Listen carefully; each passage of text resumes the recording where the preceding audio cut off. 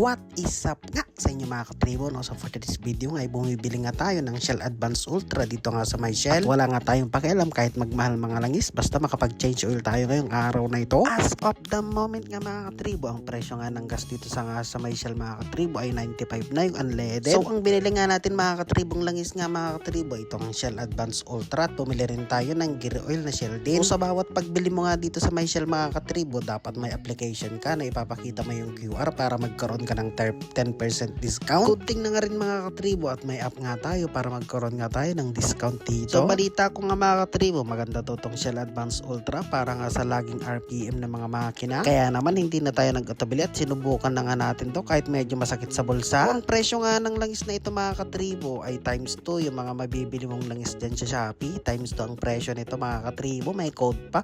Halatang original. Alright mga katribo, so kanina nakabili na tayo ng ating Shell Advance Ultra. So tingnan natin kung legit ba to. Pilasin natin tong code na yan. Dapat may QR code siya dyan. Ito mga katribo, dapat may code siya dito para malaman natin na legit siya. So yan, may code nga siya mga katribo.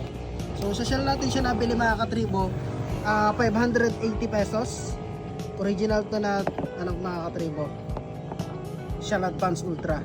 Siyempre madiin yung gagawin natin sa kanya bukas dahil magpaparemap na tayo. Maglalagay tayo ng quality na langis. Siyempre tinernohan na rin natin ng gear oil. Shell din siyempre. Tara, change oil na natin tong ating motor dahil i-remap na to bukas. Let's go! So ang una natin gagawin mga katribo, i-drain muna natin yung ating langis doon and then saka natin nilalagay ito yung ating gear oil. Let's go! Alright, so mga katribo, na-drain na natin siya, medyo kumalat lang. Na-drain na natin langis. I-drain lang natin siya na may mga katribo. Ayun pa tong filter. Ito na, no?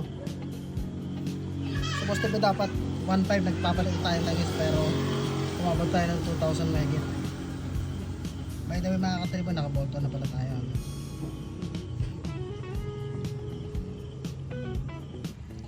So bigyan ko lang kayo ng konting information mga katribo about dito sa langis natin na Shell Advance Ultra. So ito ay 100 fully synthetic mga katribo.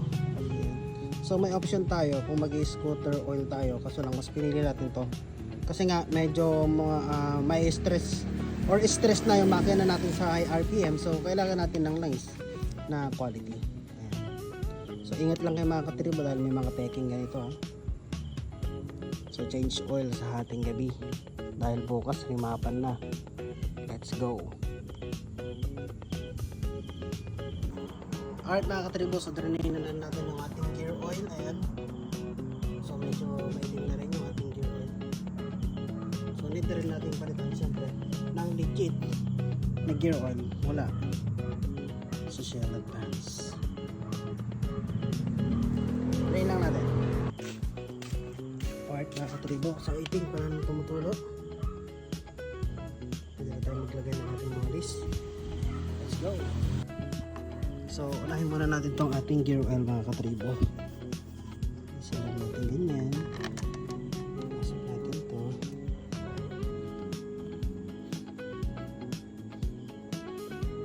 Ayan. Higpitan. Dito mga katribo, hindi kailangan saktuhan lang.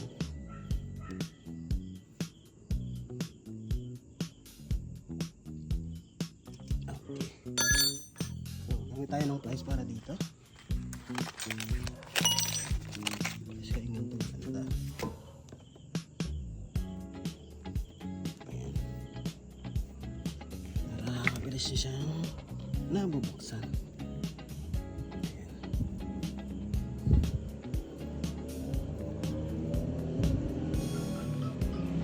Okay. Tapos putulan lang natin ito mga katribo, itong gear oil. Alright, so ito na. Ilagay lang natin siyang ganito mga katribo. So make sure nyo lahat na ilalagay mga katribo. So ito ay 120 ml. Ayan, so ilagay lang natin ng medyo lahat yung mga katribo. Proceed tayo sa ating langis. So ganito ang arrangement yun mga katribo. So linisin nyo maigi. Make sure nyo na lahat ng mga dumi ay nalinis nyo dito. Baka natin ibalik. Doon. Let's go. Okay, so nailagyan na natin yung drain plug mga katribo.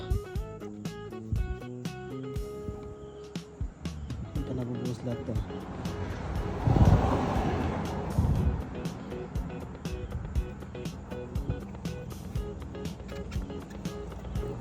Buhos lang natin lahat.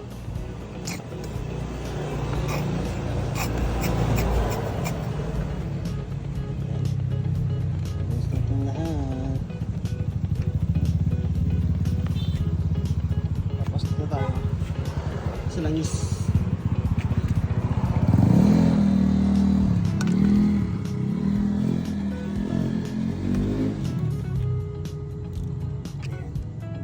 Linisan din natin to syempre. Alright mga katribo, so ito, sa langis naman tayo. So yung langis natin na nabili ay 1 liter. Ang NMAX mga katribo ay 900 ml lang siya. So kaya tayo mayroong sukatan dito. Ang gamit nating sukatan itong Delo Gold.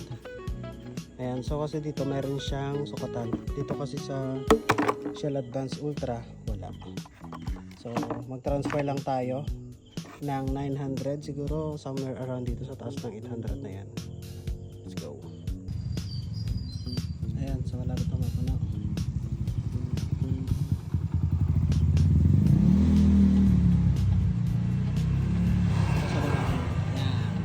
So roughly around sa 100 ml ito nga dito natira.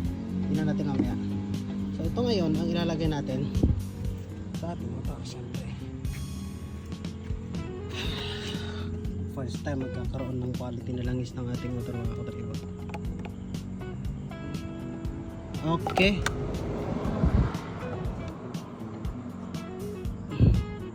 Sure na walang tapon. Salpak man.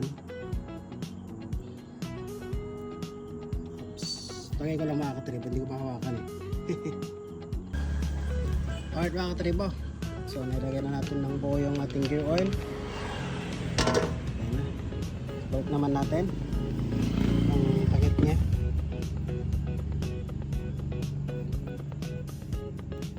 Ganyan, change oil na natin. Ang bilis lang.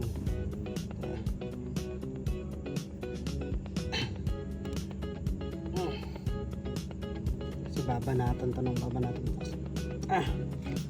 Para secure siya, syempre. Punitan natin lang. Nice!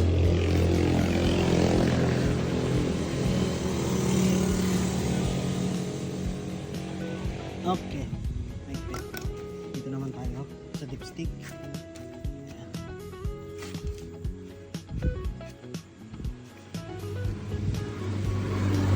Dito mga katribo, since good quality yung langis natin, sa tunog pa lang ng makina, idle pa lang ng makina, sobrang ganda na nito.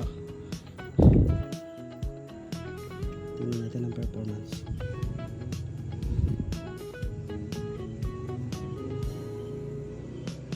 Okay. Okay. Start na rin.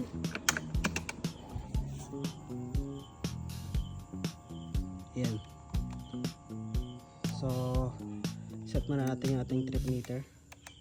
So, ayun o, imbis na 2,200, imbis na 1,500, yung change oil natin naging 2,200. Grabe na. Sige, reset natin. Pwede itong trip gear, reset din natin. Ayan. Tapos, slide.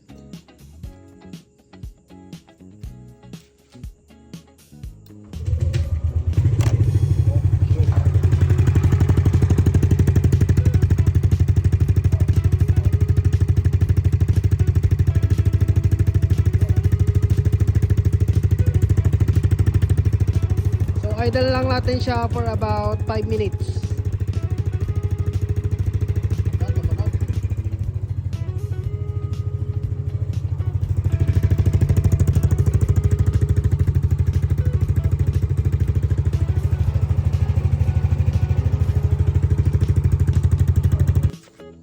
Alright mga katribo, so sukatin naman natin itong litrang dapat 100 na ito.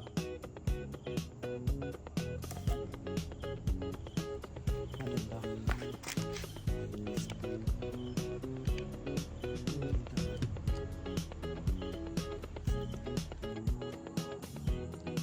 Alright mga katribo, so tapos na natin siyang change oil. Okay naman, nag-iba lang yung idle niya pero goods yun. Ibig sabihin maganda yung langis kasi napipenetrate ng makina yung langis, diba? So dan, hanggang dito lang muna yung vlog natin mga katribo. Kita-kits tayo bukas. I-re-remap na natin ito mga katribo. Let's go!